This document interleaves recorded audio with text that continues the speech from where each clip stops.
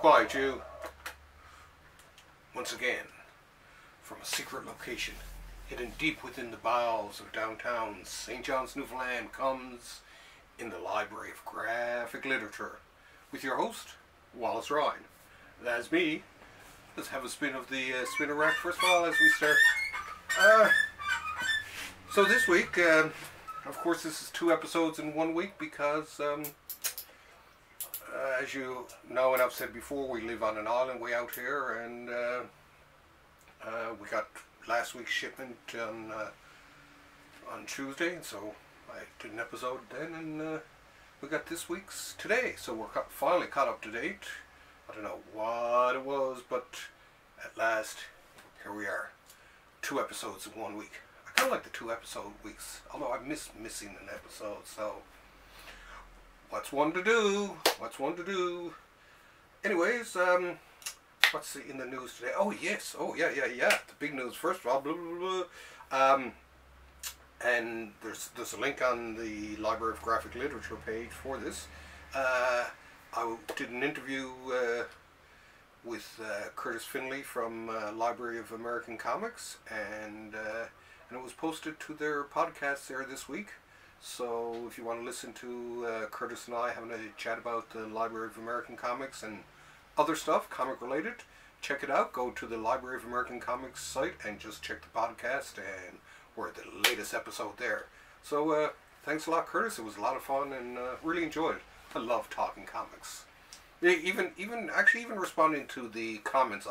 I love interacting with people and people asking questions and stuff like that. It's kind of, I'm a big Jeopardy fan, so I kind of like this. It's almost like trivia to me. So I love it. Love it. Now this week, as a matter of fact, right now we're getting sort of like, I guess whatever is left over from Hurricane Michael. So I don't know if you can hear the cars on the rain-soaked street outside, but they are going up and down, so you may hear a little bit of a noise in the background. That's what it is. That being said, oh yes, for Dark Side. It's funny for one who owns a mother box to have a t-shirt like this, I know. Anyway, let's get down to the books this week. So, first off, what do we have here first of all? Ooh, check this out. For you fans of the late, great Berni Wrightson comes Frankenstein Alive! This is by Steve Niles and Berni Wrightson, and with additional art by Kelley Jones. Kelley was brought on to finish it off after the untimely passing of good old Berni, and it looks pretty cool. I had to look through. I mean, of course, huge. I'm just an absolute huge, monstrous, funny enough, a monstrously huge Wrightson fan from the first time I seen my first Swamp Thing right up until you know he passed away. A big fan of all he did. I used to like getting his posters when I was a kid. I bought a lot of his Prince posters type of thing. They were beautiful. I always loved the one with all the heads on the fence and the guy leaning on it with the axe. It's funny for someone who, as everyone in the comic book world seems to think, was a wonderful, wonderful man. He had a really, really dark sense of humor sometimes. But, you know, what are you going to do? It's like me. I seem to be a nice guy, but I have a dark, dark sense of humor. Very dark. Almost as dark as the black in this picture here. Anyway, let's have a look, shall we? Okay. Now, of course, it's all black and white, but beautifully detailed. Who isn't a fan of the old Frankenstein story anyway? So short, but without doubt, very super sweet. Check out the cover too. I mean, look at this. I mean, my God, can that guy draw? Or could that guy draw? He could draw. But yeah, good old Berni Wrightson. Gonna miss it. Gonna miss him. What else do we have here? Oh yes, this week's entry into the Disney Masters collection. This is the Phantom Blots Double Mystery by Romana Scarpa. Now my buddy Sam Johnson says that this is a very good one, and he recommended it. So, well, I'm buying all the Disney Masters anyway, just because I think, well, they're a set. They gotta be bought all together. And I'm a big Disney fan in terms of the characters and all that, and I love the Disney Masters because for the first time I'm starting to see a lot of the Disney work done by our European friends over there in the comic book world, and some of them are really good, very different from the North American style Disney comics, but still gotta love it. So here, have a quick look here. And the thing about, it's funny because some of my friends, they used to make fun of me when I tell them that I was a big fan of the Duck books and all that, but the stories are just great stories. And same here too with this one. This one's supposed to be pretty good. But yeah, so so if you want to have a sort of a new experience in comics, try your hand at some of the Disney products. Some of them are top notch. So anyway, it's pretty cool.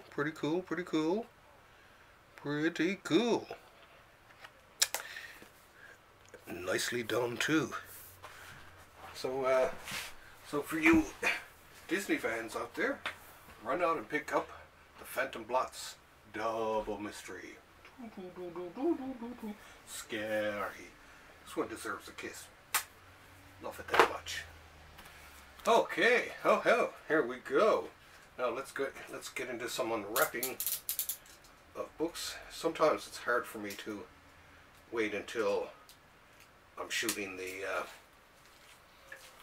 my show, because you know I get the books during the day, and then I gotta wait until I shoot the videos to be able to open up some of these books. So sometimes it's really hard to sort of keep my hands from tearing these open. Anyway, this is woo! Spinner rack.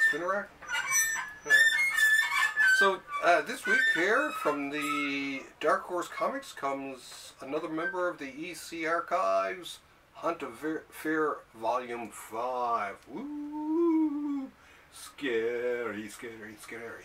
This has a lot of art. Let's see what it says here. A lot of art from Bill, well, not art, but stories by Gaines Feldstein, and then art by Graham Ghastly Ingalls, George Evans, one of my favorites, Jack Kamen, Jack Davis, and Reed Crandall. So, I mean, back in these days, the comics were something else in terms of the art.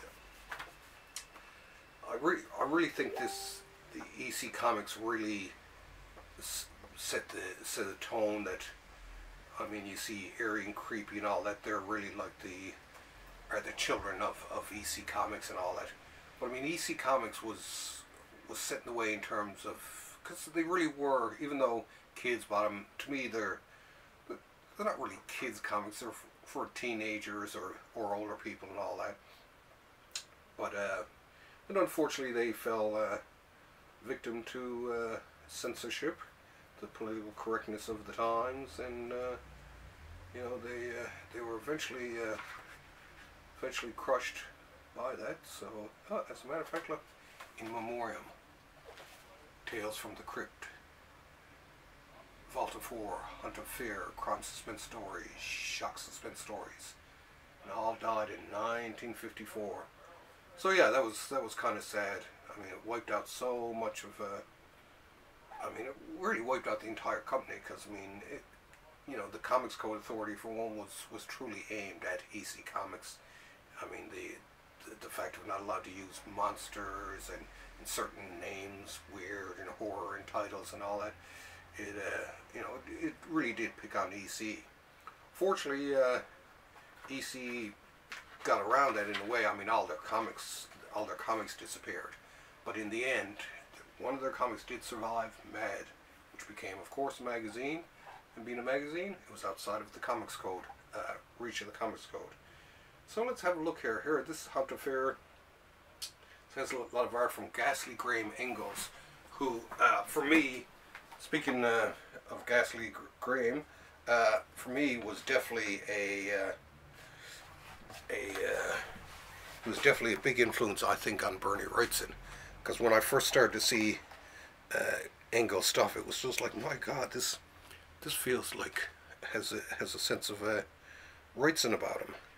So the more and more I read it, the more and more I began to realize, geez, I mean, it's not exactly like they're different in a lot of ways, but in a lot of ways there's an underlying feel to them that's just there, right?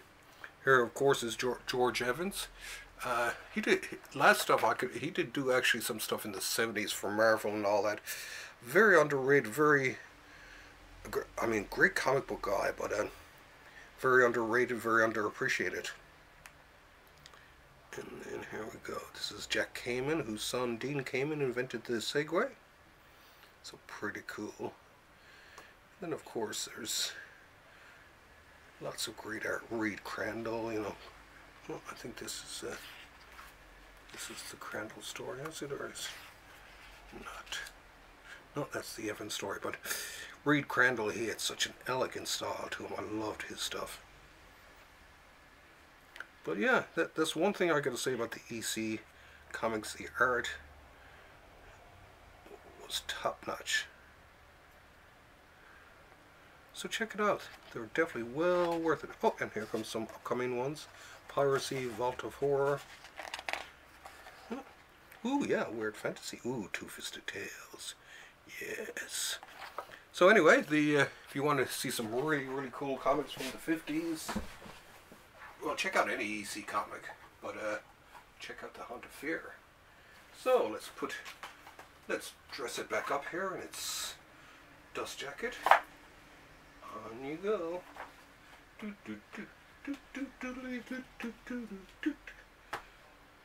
Whew.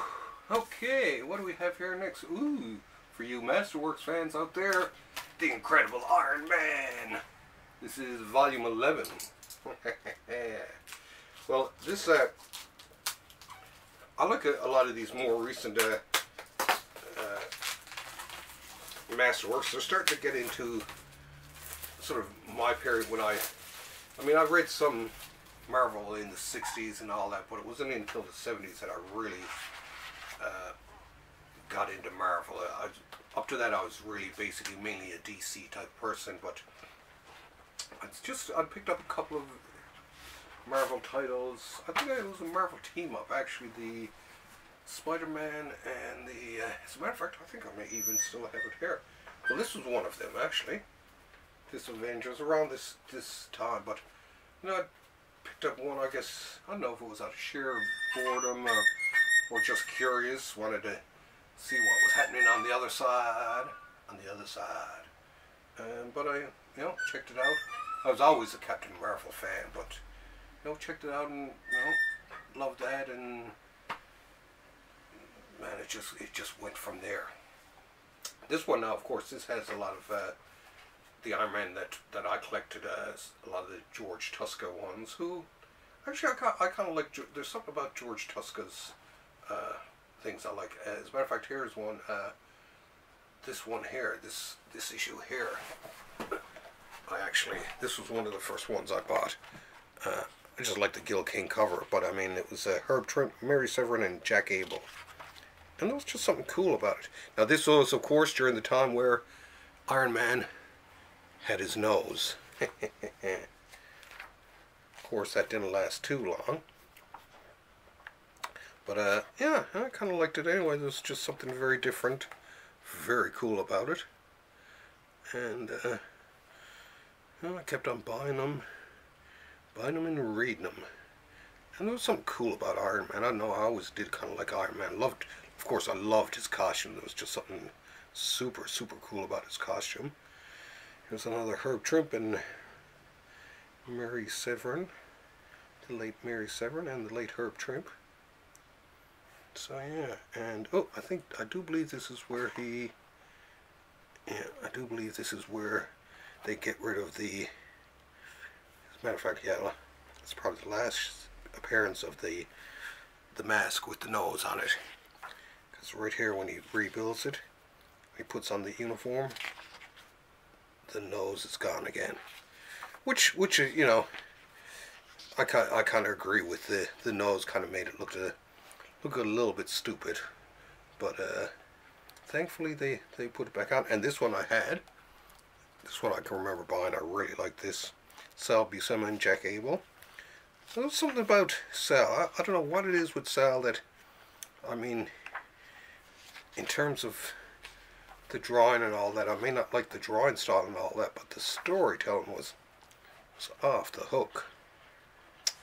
So anyway, and the great, I always loved this cover. The great Jack Kirby covers here.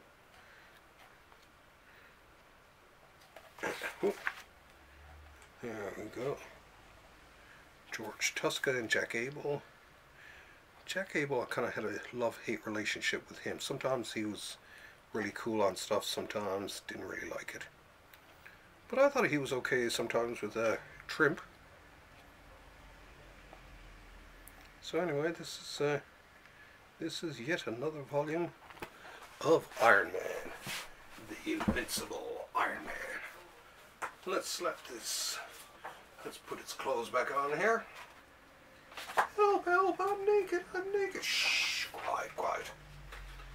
And last but not least this week, I actually had a list of a few more books, but I ended up with just these. And it's a long story. But now here we go. From the fine folks at Fantagraphics Books, with a foreword by Jake Tapper, believe it or not, comes Volume 5 of Pogo by Walt Kelley. Pogo, Pogo. Love Pogo. Pogo is it was an amazing comic. When I was a kid and drawing comics with my friend Jerry. Actually, Jerry was the one who turned me on to Pogo. He had a collection of not the best of Pogo, but you know, just a collection of various Pogo strips and all that. So I figured, oh, I'll read it, and took it home, read it, and it was just like, wow, this stuff is so political and just so bloody cool. So yeah, it's so well worth reading. Now, of course, it's not for anyone, because I mean, there's a lot to that a lot of people may not get, because I mean, well, it was done in the 50s, so there's a lot of stuff in this that just doesn't translate to today, because of course it's been so long ago since this was done, people have forgotten a lot of this stuff.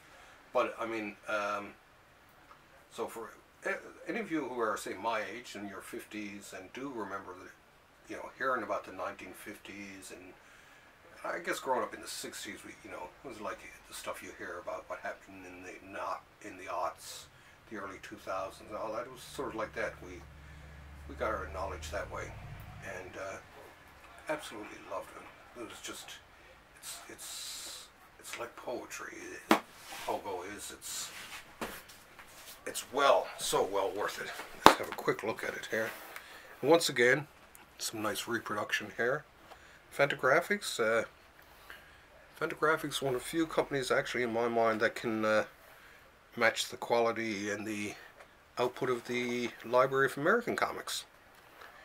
They put out some great books too. So between these guys and the Library of American Comics, there's a lot of great comic strips out there. I guess the reason I love comic strips so much was myself and my friend Jerry, when we were kids growing up, the first comics we got printed were like in our school newspaper, so of course we couldn't do full page comics, you know, full 10-page stories or whatever. We were limited to doing comic strips because they only had so much space. And so that was kind of cool. We kind of really got into that, and then I ended up we both ended up at the Muse, the student newspaper at Memorial University here in Newfoundland, and we did strips for then. So comic strips are, as I say to people, they're part of my comic book DNA. They're part of what brought me this way. It made me what the weird little fella I am. Anyway, that's it for this week. We've got a few more comics now coming next week, and I don't think there's going to be as many, but once again, there will be something. So, from way, way out here on the far, far reaches of North America, I bid you farewell. In the meantime, keep on reading. Woo! Now, let's boom tube our way out of here. And as we say out here, thanks for having me over. Okay, bye. Woo!